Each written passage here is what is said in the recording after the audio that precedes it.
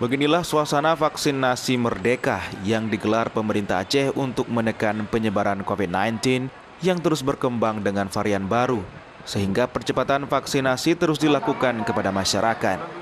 Pemerintah menempatkan 64 orang vaksinator di Masjid Raya Baitur Rahman dengan jumlah vaksin yang tersedia sebanyak 2.000 dosis. Rata-rata penerima vaksin kali ini merupakan penerima vaksin dosis kedua dan diikuti oleh masyarakat dari Kota Banda Aceh dan Aceh Besar. Sejumlah mahasiswa juga melakukan vaksin secara sukarela demi mencegah penularan. Vaksin yang kedua. Ada sih Bang, sama juga kayak vaksin yang pertama. Mungkin vaksin yang kedua ini lebih agak nyeri pas disuntiknya gitu. Selebihnya nggak ada sih, alhamdulillah.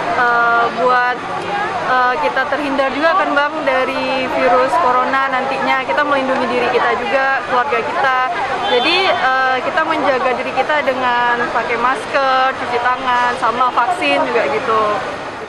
Saat ini pemerintah Aceh terus melakukan vaksinasi reguler untuk memberikan pelayanan kepada masyarakat guna menekan penyebaran COVID-19.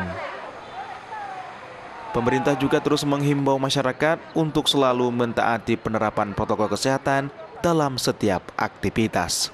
Dari Kota Banda Aceh, Mukhyar Ardi Ainus melaporkan.